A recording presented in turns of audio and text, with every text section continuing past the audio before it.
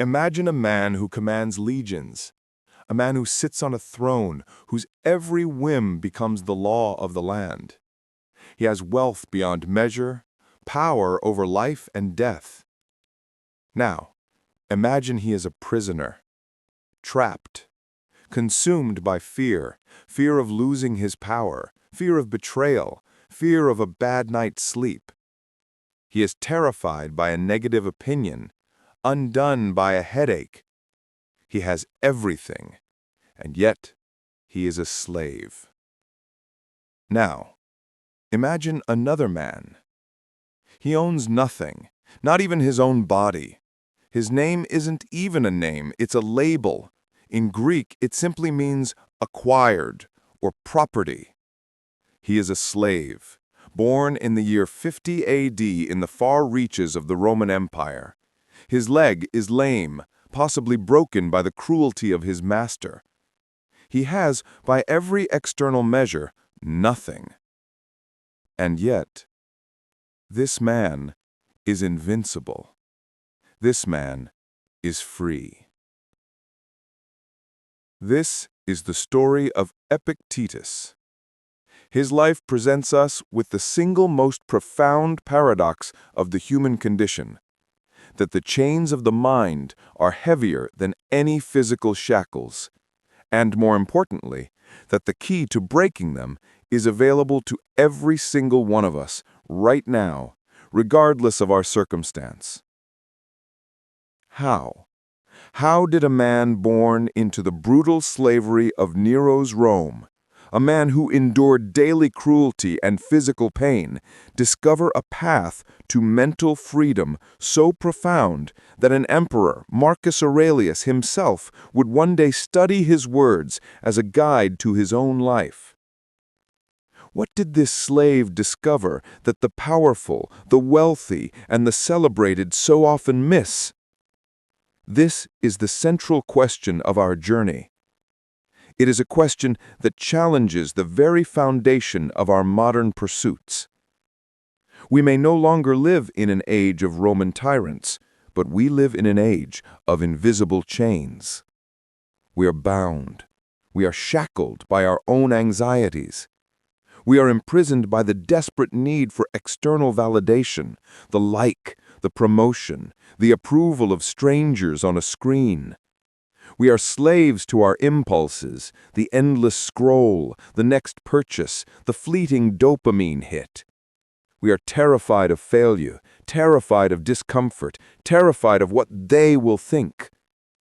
We build our own prisons, wall by wall, with our reactions. We are disturbed, we are restless, we feel powerless. And so we seek to control the world around us. We try to manage our reputation, control the opinions of our friends, guarantee our health, and secure our future. And the more we try to control this external world, the more it controls us. The more we realize we are trapped. Epictetus looked at this same human struggle, and he saw the key. He had found the escape route. His teachings, compiled by his student Arrian, became known as the Enchiridion, or the Handbook. It wasn't a dense philosophical tome, but a razor-sharp manual for living, a guide to building an inner fortress, a citadel of the mind that no external event, no person, and no tyrant could ever breach. His philosophy is not about quiet resignation. It is not about passively accepting fate. It is the opposite. It is an active, militant, moment-to-moment training of the mind. It is the art of separating what we can control from what we cannot, and then, with absolute surgical precision, dedicating 100% of our energy to what we can control, and cultivating a serene, profound indifference to everything else. In this documentary, we will walk the path Epictetus laid out. We will journey from his origins as a slave in a cruel master's house to his exile as one of the most revered teachers in the ancient world. We will dissect his core principles, principles so powerful they have been the secret weapon of admirals, presidents, artists, and leaders for 2 millennia. This is not just a history lesson. It is an intervention. It is a guide to reclaiming your mental sovereignty. It is a journey from chains to freedom. This is the art of invincibility. His story begins not with a name, but with a location at a status. He was born around the year 50 AD in Hierapolis, a bustling city in Phrygia, part of modern-day Turkey. We know nothing of his parents, we know nothing of his birth name. To the Roman Empire, he was simply another piece of human property, acquired from a distant land. He was brought to Rome, the very center of the world's power, and given the name that would stick for all of history, Epictetus. It means, quite literally, acquired or purchased. It was a constant, daily reminder of his status. He was not a person, he was a thing.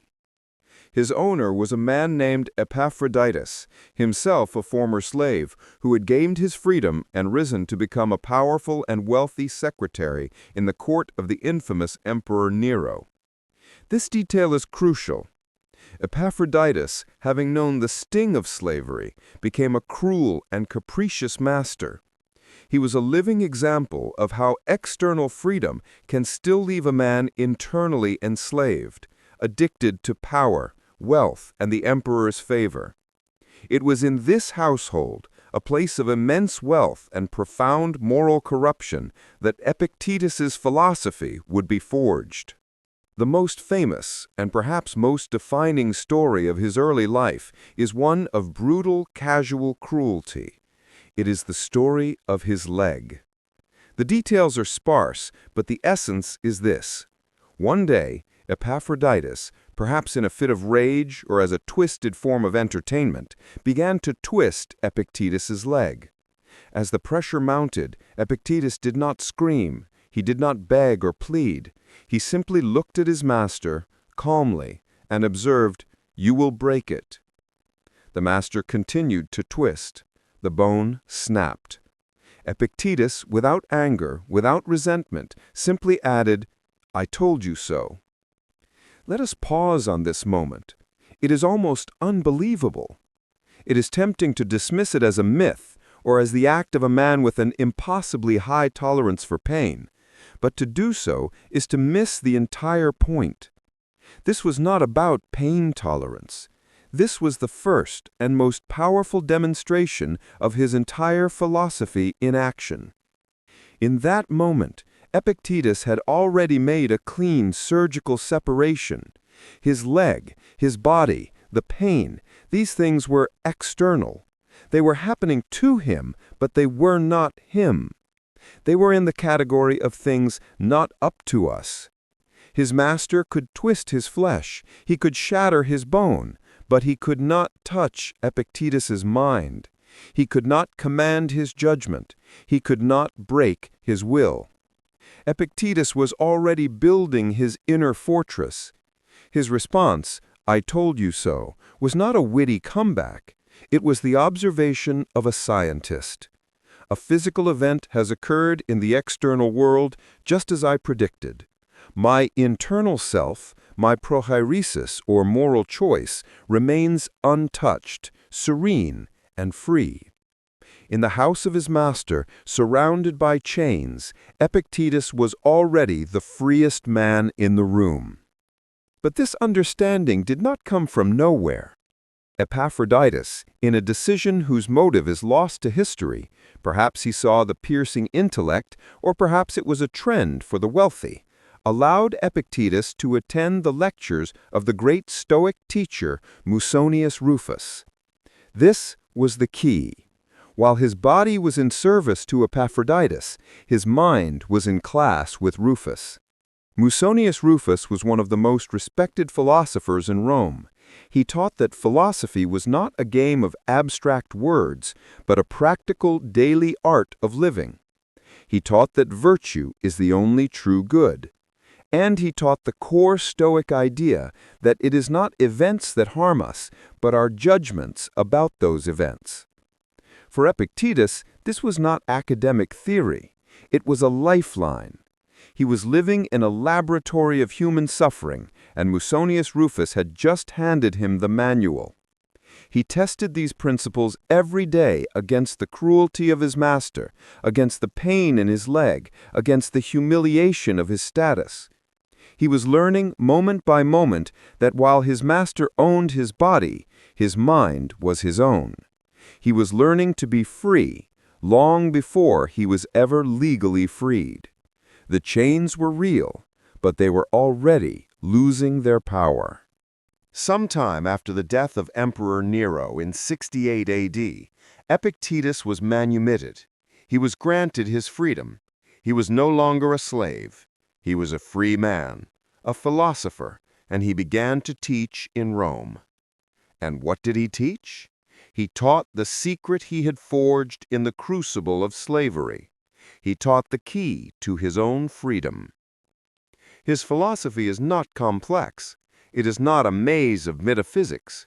It is a single, devastatingly powerful tool. A tool so sharp it can cut through any anxiety, any fear, and any despair. He called it the Dichotomy of Control. This principle is the foundation of all his teachings, the one idea upon which all of human freedom rests. In his Enchiridion, his handbook, he opens with it. He wastes no time. Some things, he says, are up to us, and some things are not up to us. This is it. This is the key. The rest is just commentary. Let's break this down. What is not up to us? Epictetus is ruthless in his definition. Your body, not up to you. It can get sick. It gets old. It gets injured, as his own leg proved. Your reputation, not up to you. It is nothing more than the opinion of others, which they control, not you. Your property and possessions, not up to you. They can be stolen, broken, or lost in a fire. The actions of others, your boss's mood, your partner's decisions, a stranger's rudeness, absolutely not up to you. He groups all of these things, our health, our wealth, our reputation, the outcomes of our actions, into a single category, externals. And he calls them indifference. Not because they aren't preferable. It is, of course, preferable to be healthy rather than sick, or wealthy rather than poor. But he calls them indifferent because they have zero bearing on the one thing that matters, our virtue, our character, our inner tranquility. They are, in his words, weak, enslaved, and alien. And any person who builds their happiness on this foundation of externals is building a prison for themselves. They are building a house on sand, and the tide is always coming in. So what is up to us? The list is bracingly short.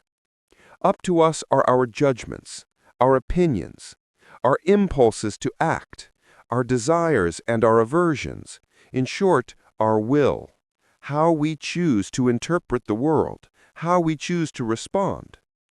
Epictetus gives this faculty of choice a special name, progeresis. This, he says, is our one true possession. It is the divine spark within us. It is the only thing that is truly our own. It is our inner fortress. A tyrant can throw you in prison, but he cannot make you despair. A master can break your leg, but he cannot command your will. Not even Zeus, Epictetus argued, can break your progeresis. It is the one part of you that is, by its very nature, free, unhindered, and invincible. And here is how the mechanism works. This is the sentence that forms the core of modern cognitive behavioral therapy. Epictetus declared, "It is not things that disturb us, but our judgments about things." Read that again. It is not the event itself that causes your suffering. It is your opinion of the event. Let's build a modern bridge. You are cut off in traffic. The event, a car moving in front of you, is an external.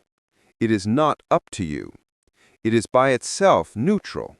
It is just a thing that happened. Now comes the judgment. That idiot, he disrespected me.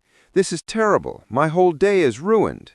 This judgment is up to you. And this judgment, this internal story you tell yourself, is the sole source of your anger and distress. The event did not make you angry. Your judgment about the event made you angry. Epictetus's challenge is this: why would you choose to be harmed by this? Why would you surrender your inner peace, your prohairesis, to a random driver you will never see again?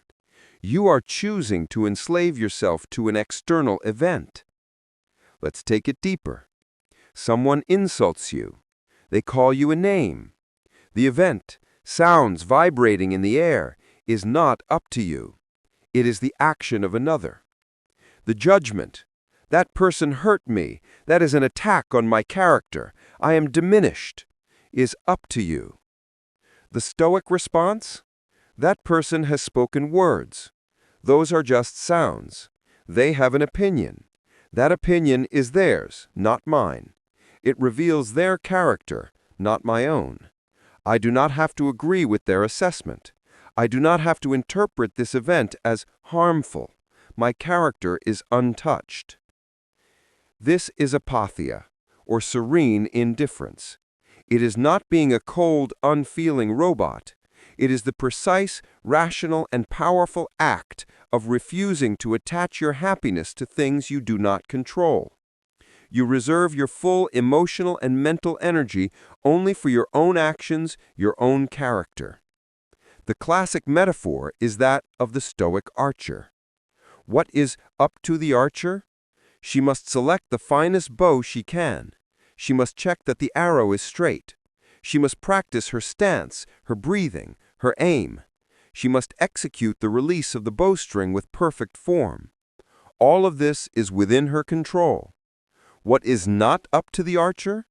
The second the arrow leaves the string, a sudden, unseen gust of wind, the target suddenly moving, the arrow itself having a hidden flaw. Whether the arrow hits the target is, ultimately, an external. The non-Stoic archer, the slave, is consumed by the outcome. If she misses, her day is ruined. She is a failure. The Stoic archer places 100% of her focus and her self-worth on the process, on doing everything in her power correctly. If she does this and the arrow misses due to the wind, she is completely tranquil. She did her part. The outcome was not her business. This is the key to freedom. Let's apply it. Are you anxious about a job interview? The outcome is not up to you. Who the other candidates are, the interviewer's mood, the company's final decision, all external. What is up to you?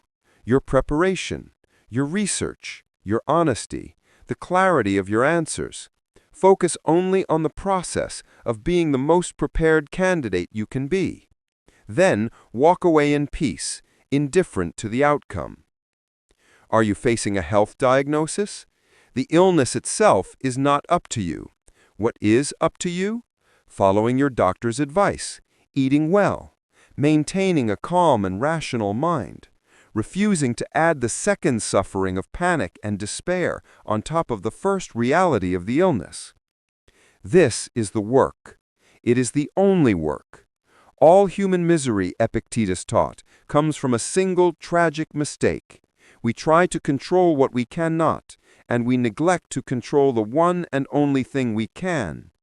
We neglect our prohairesis. We neglect our judgments. The art of invincibility is simply this: a 180-degree turn of your attention. Stop trying to shape the external world. Stop trying to manage the opinions of others. Stop building your house on the sand of externals. Turn inward.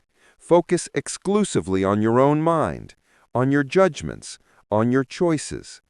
Build your fortress there. For if you do, you will find what Epictetus found in the house of his master.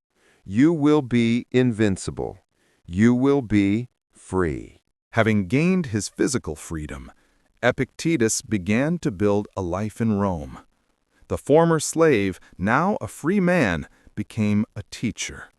And he was not just any teacher, he was a sensation.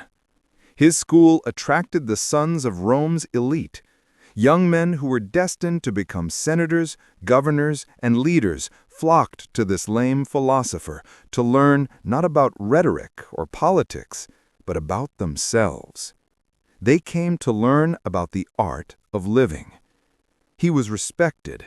He was influential.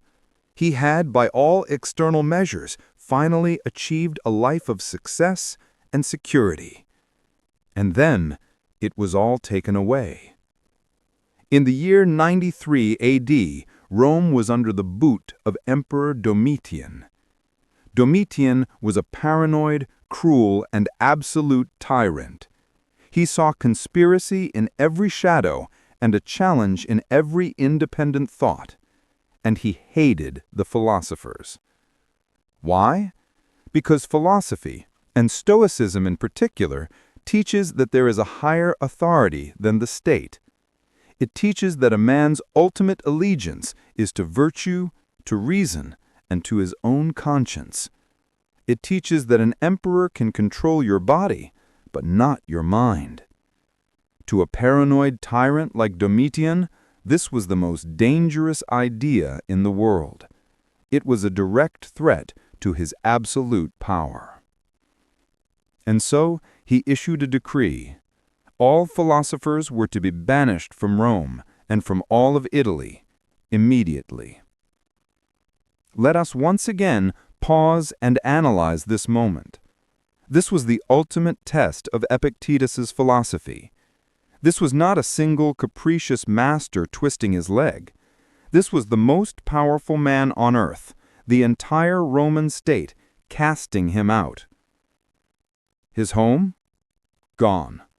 His school, the source of his livelihood? Gone.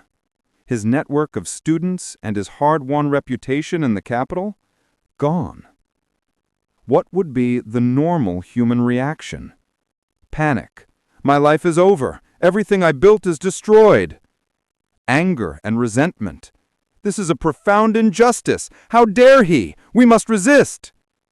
Despair. First I was a slave, and now this. The world is against me. There is no hope. Or, perhaps worst of all, pleading. I'll change my teachings. I'll say what the emperor wants. Just please let me stay. Epictetus did none of these. He simply performed the dichotomy of control. He would have analyzed the situation with the same calm precision he applied to his broken leg. The emperor's decree, he would reason, is an external. It is not up to me. The city of Rome is an external. The physical building of my school is an external. My reputation in this city is an external. So what is up to me? My prohairesis, my choice, my will, my judgment about this event. Can Domitian banish my mind? Can he exile my character? Can he force me to be a bad or a fearful or a grieving man? No, he cannot. And so, with no recorded complaint, no drama, and no lament, Epictetus simply packed his few belongings and left. He relocated his school to Nicopolis, a major, bustling Roman colony in northwestern Greece, and he just resumed teaching. He didn't just survive the banishment, he was completely indifferent to it. He proved in this single powerful act that his inner fortress was real. It was not a metaphor, and it was portable. He demonstrated to his students and to us that his freedom was never, ever dependent on his location. His tranquility was not dependent on the emperor's permission. His school was not the building. His school was his mind. This event sharpens the ultimate contrast of his life. Who was the real prisoner? Was it Epictetus, the man who could lose his home and his country and not lose a moment of sleep? Or was it Domitian, the emperor, so terrified of a few old men and their ideas, so enslaved by his own fear and paranoia, that he had to silence all free thought just to feel secure on his throne? The emperor, trapped in his own opulent palace, was the slave. The exiled philosopher, teaching freely in a new city, was the free man.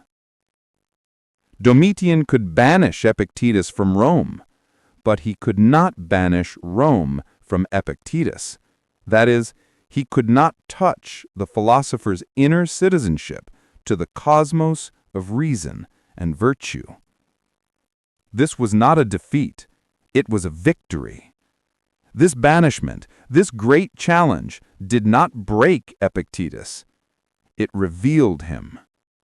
It proved that his philosophy was not just a set of comforting words.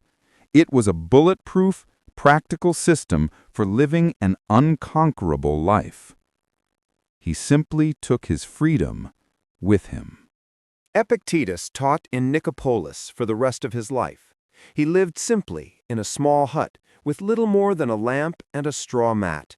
He had achieved the very tranquility he taught. He was free. He never wrote a single word down.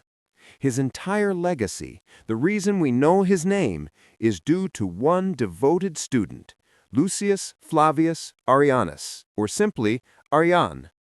Arrian was a brilliant young man, destined for a high-ranking military and political career.